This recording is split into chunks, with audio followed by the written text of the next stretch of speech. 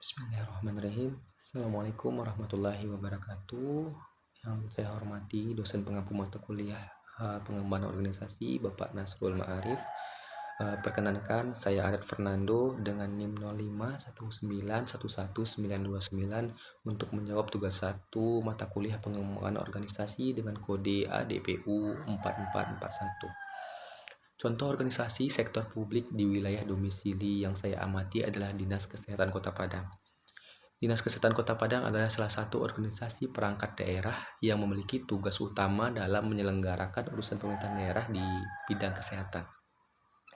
Organisasi ini bertanggung jawab dalam memberikan layanan kesehatan kepada masyarakat, sekaligus merancang dan melaksanakan berbagai program kesehatan untuk meningkatkan derajat kesehatan warga Kota Padang.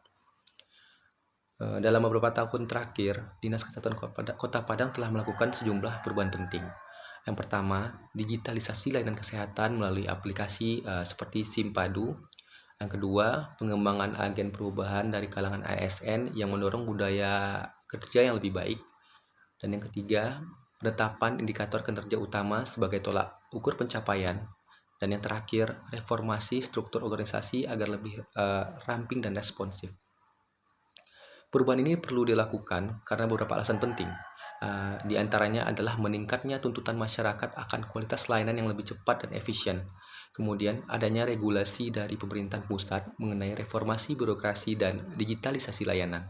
Selain itu, pengembangan teknologi dan krisis seperti pandemi COVID-19 juga menjadi pendorong penting. Faktor pendorongnya kita bagi menjadi dua, yaitu internal dan eksternal. Secara internal, ada dorongan dari pimpinan serta kebutuhan peningkatan kerja ASN. Secara eksternalnya, terdapat tekanan dari masyarakat, regulasi pusat, serta pengawasan dari media dan lembaga pengawas. Untuk mendiagnosis kondisi organisasi, digunakan model sistem terbuka. Model ini melihat organisasi sebagai sistem yang berinteraksi secara dinamis dengan lingkungannya. Kita dapat mengidentifikasi input seperti SDM dan teknologi, proses kerja yang berjalan, output berupa layanan, dan feedback dari masyarakat. Model pengelolaan perubahan yang digunakan adalah model Kurt-Lewin yang terdiri dari 3 tahap. Yang pertama adalah unfreezing, yaitu menyatakan pegawai akan perlunya perubahan. Yang kedua ada changing, yaitu melakukan perubahan secara konkret seperti digitalisasi dan restrukturisasi.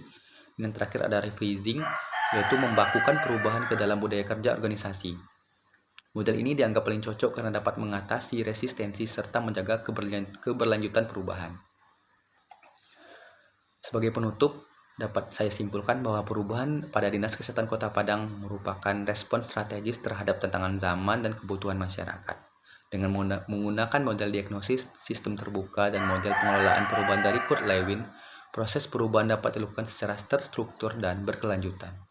Baik, demikian jawaban tugas 1 yang saya berikan. Terima kasih atas perhatian Bapak. Assalamualaikum warahmatullahi wabarakatuh.